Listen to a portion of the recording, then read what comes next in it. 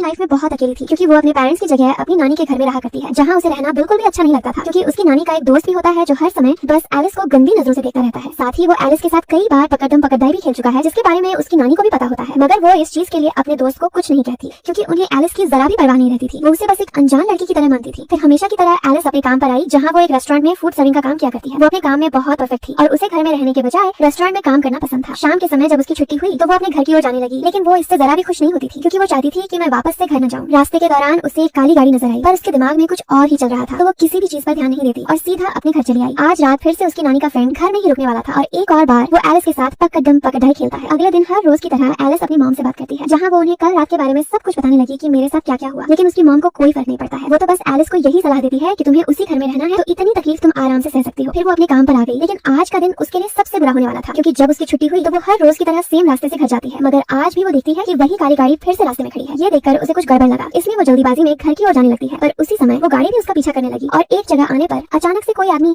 Alice को kidnap कर लेता है। वो एलिस को वही काली गाड़ी में ले गया जहाँ वो उसके साथ पकड़म पकड़ाई खेलना शुरू करता, मगर उस किडनैपर का मन यहाँ भी नहीं भरा, तो वो एलिस को बेहोश करके अपने साथ ले जाने लगा, जहाँ वो उसे अपने घर ले गया ताकि वो अच्छे से इस मोमेंट का मजा ले सके। वो वापस से एलिस की गुफा में धमाके करता है, जिससे एलिस पूरी तरह डर गई थी, मगर उसे इन सब की पहले से ही आदत होती है तो उसे कुछ भी नया नहीं लगता। वो जानती थी कि मैं यहाँ से भाग नहीं सकती, इसलिए वो किडनैपर की सारी बातें मानने का फैसला करती है, जहाँ हर रोज किडनैपर उसके साथ पकड़म पकड़ाई खेला करता। पर इस चीज के लिए एलिस ना तो चिल्लाती है और न ही कुछ हरकत करती है। वो कहती है कि तुम जो भी मेरे साथ करना चाहते हो वो कर सकते हो, मैं हमेशा तुम्हारे साथ रहूंगी। ये सुनकर किडनैपर थोड़ा हैरान हुआ और वो सोचता है कि ये लड़की मेरे साथ कैसे रह सकती है। अब एलिस को किडनैप हुए काफी दिन बीत गए थे और वो हमेशा बेड पर ही बंदी रहती थी। जब किडनैपर का मन कुछ भी करने का होता था तो वो सीधा मजदूरी करने के लिए बढ़ता था। एलिस हमेशा शांत रहती थी क्योंकि वो बस किसी तरह यहाँ से भागने का सही मौका ढूंढ रही थी, इसलिए वो हर दिन किडनैपर से मीठी मीठी बातें करने लगी ताकि वो उसका दिल जीत सके। ऐसा ही हुआ। एलिस उसे अपनी फैमिली के बारे में बताती है कि मेरी फैमिली को मेरी जरा भी फिक्र नहीं है, वो मुझे एक जानवर की तरह ट्रीट करते हैं और जब उनका मन मुझसे भर जाता है तो वो मुझे छोड़कर चले जाते हैं। ये सब सुनकर वो किडनैपर भी थोड़ा इमोशनल हो गया और कई दिनों बाद एलिस के हाथों को खोल देता है ताकि वो थोड़ा चैन से रह सके। मगर वहीं से एलिस का प्लान स्टार्ट होता है। वो बाथरूम जाने का बहाना करते हुए अपने कुछ बाल बेड के नीचे फेंक देती है। इसके बाद वो बाथरूम में जाकर शीशे पर अपने फिंगरप्रिंट्स छोड़ने लगती है। साथ ही वो बहुत देर तक बाथरूम में यहाँ से भागने का प्लान सोचती रहती है, लेकिन किडनैपर बाहर ही उसका इंतजार कर रहा था। उसे बहुत गुस्सा आता है क्योंकि एलिस को गए हुए काफी समय हो चुका था, इसलिए वो उसी समय बाथरूम में आ गया और गुस्से में कहता है कि तुम इतनी देर तक कुछ भी नहीं कर सकती। और एलिस उसके करीब जाने लगी और बताती है कि मैं तुमसे दूर नहीं जा सकती। दूसरी तरफ हम एलिस की नानी को देखते हैं जो पुलिस में कंप्लेंट लिखवाती है कि एलिस कई दिनों से घर नहीं आई है और अब तक उसका कोई भी पता नहीं है। साथ ही उसका फोन भी स्विच ऑफ आ रहा है। पुलिस वाले भी छानबीन करना शुरू कर देते हैं, जहाँ वो सबसे पहले एलिस के पेरेंट्स से बातचीत करते हैं, मगर वहाँ से भी उन्हें कुछ हाथ नहीं लगता क्योंकि एलिस की मॉम ऐसा बिहेव करती है जैसे उन्हें एलिस के गायब होने से कोई फर्क ही नहीं पड़ा हो। वो इस बात को ज्यादा सीरियस नहीं लेती और बताती है कि एलिस कहीं घूमने चली गई होगी तो कुछ दिनों बाद वो खुद ही वापस आ जाएगी। लेकिन पुलिस वाले रुकने वालों में से नहीं थे। वो हर जगह एलिस के बारे में पता करते हैं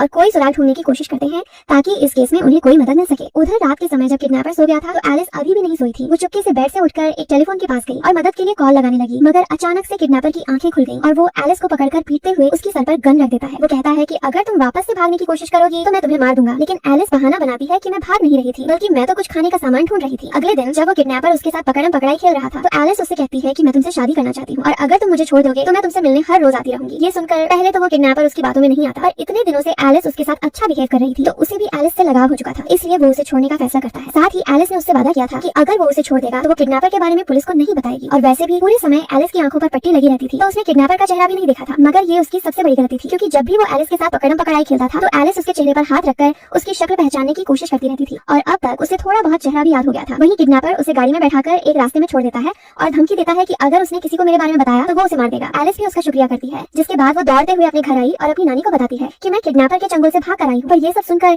उसकी नानी नॉर्मल रिएक्ट करती है और वो पुलिस को कॉल करके बताने लगी कि तुम केस बंद कर दो क्योंकि एलिस घर आ चुकी है। पर अगले दिन पुलिस वाले एलिस से पूछताछ करते हैं, जहाँ एलिस उन्हें सारी बातें बताने लगी कि वो किडनैपर कैसा दिखता है और उसकी एक काली गाड़ी है। साथ ही वो उन्हें किडनैपर के घर के बारे में बताती है कि उसके घर में एक ही कमरा है और वो अकेला पूरे काम को अंजाम देता है। पुलिस वाला उसकी बातों को ध्यान से सुनता है, जिसके बाद वो एलिस से कहता है कि मैं तुम्हें कभी भी पुलिस स्टेशन पूछताछ के लिए बुला सकता हूँ तो तुम सारे जवाब देने के लिए तैयार रहना। वो ऑफिसर केस पर काम करना शुरू करता है। एक दिन जब वो कॉल करके एलिस से बात करना चाहता था तो उसकी नानी का फ्रेंड झूठ कहने लगा कि एलिस घर पर नहीं है और वो दूसरे मर्दों के साथ मजदूरी करने में बिजी है। ये सुनकर जब अगले दिन ऑफिसर एलिस से इस बारे में पूछता है तो वो उसे अपनी नानी के फ्रेंड का सारा सच बता देती है, जिसके चलते पुलिस वाले उसको पकड़कर अपने साथ ले जाते हैं। अब कुछ दिनों तक ऐसे ही केस चलता रहा और एक दिन जब ऑफिसर सड़क पर लगे सारे कैमरों को चेक कर रहा था तो अचानक उसे वो काली गाड़ी दिख जाती है। साथ ही उसे किडनैपर का चेहरा भी दिख गया तो वो किसी तरह उसे ढूंढना शुरू करते हैं। एक शाम ऑफिसर किडनैपर की फोटो एलिस को दिखाता है और पूछता है कि तुम इस इंसान को जानती हो? तो एलिस भी बताती है कि यही वो किडनैपर है और इसी काली गाड़ी ने उस रात मेरा पीछा किया था। इसके बाद गाड़ी के नंबर को ट्रैक करके पुलिस वालों को किडनैपर का घर मिल जाता है और वो चुपके से सीधे घर में घुसकर छानबीन शुरू करते हैं, जहाँ उन्हें बेड के नीचे से एलिस के बाल मिले और साथ ही बाथरूम के शीशे पर एलिस के फिंगरप्रिंट्स भी थे। पुलिस वाले उसी समय किडनैपर को पकड़ लेते हैं क्योंकि सारे सबूत उसके खिलाफ थे